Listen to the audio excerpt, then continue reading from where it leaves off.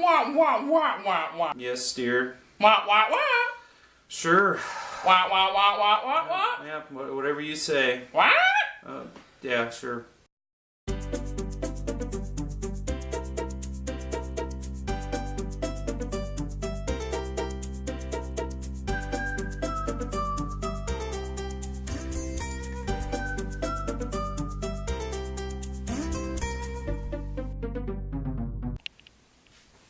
Hi, this is Travis with Modern Homemakers. We're talking about how to be a good husband. Today, the way we're going to learn about being a good husband, we're going to talk about talking. More specifically, listening when your wife wants to talk. Does your wife like to talk a lot? Join the club. Heard there was a study done not too long ago that men speak an average of 7,000 words a day. Women speak more like 20,000 words a day. I can tell you for my household, my wife speaks more like 80,000 words a day, and the 7,000 words that I speak, she has to drag almost every single one of them out of me. So, I'm not much of a talker. This video I'm doing, this could be all the words that I speak for the whole day, and I'd be totally happy. So you might think that you're a good listener, but a good way to tell that you're not is when your wife says, "I told you this. I told you this. Don't you ever listen? I told you this," which I hear a lot. So, but I think if you could record a conversation between you and your wife, you would realize that most of the words you say are, yep, yep, yep, okay, yep.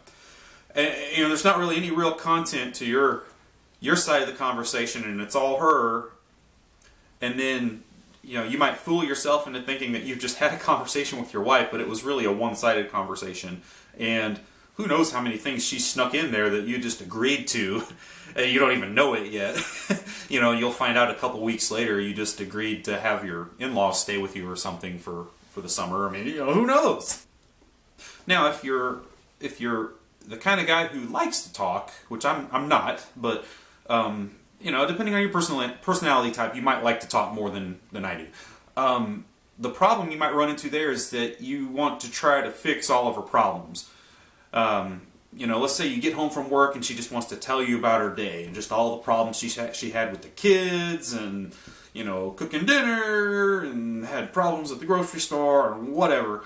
And, the danger you might run into is you might want to try to fix all the problems or offer advice when she's really not looking for that. She really just wants someone to listen to her and engage in conversation with her and to know that you care, to know that you actually are hearing what she's saying and you actually care about it. You're not just on the one hand being, yep, or on the other hand, well, you know what you should have done, or how you could fix that. She doesn't really want either one of those. She wants you to listen and she wants you to put your heart into the conversation. Now, we want to talk some practical things here, just some strategies. First of all, you have to realize that, if your wife is a stay-at-home mom, or even if she's not, she's probably around the kids more than you are, I would imagine. If the conversation with the kids is her only conversation she gets the whole day, that ain't going to cut it, If her only conversation was with my son who just, says, "Boopy, I hungry, boopy, ah." Or my middle daughter who's like, "Oh, I don't like this dress. I want to wear my pretty shoes."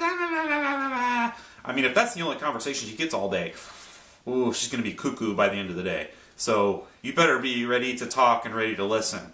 Now, here's kind of a selfish tip for you. Okay, this is something that has worked well for me because, like I said, it's hard. It doesn't come naturally for me to listen and to talk. Okay, it doesn't come naturally. But a way you can kind of alleviate some of that is if you can encourage your wife to have a relationship with someone else that she cares about. I don't mean that kind of relationship, but with my wife. She has a great relationship with her sister. They talk on the phone all the time. Instead of getting angry or frustrated when your wife is on the phone all day talking to somebody, encourage it. Okay? Because she can unload maybe, 20, 40,000 of those words in that phone conversation. And then that's less that you have to deal with. So, I mean, everybody's happy. You know, so I would, encourage these kind of relationships with her friends. If she has a good friend, a best friend, or a sister, her mom, whatever, other people in her life that you can kind of encourage her to have a strong relationship with, that'll take some of the weight off of you when you get home from work and you don't have to feel the full brunt of 80,000 words.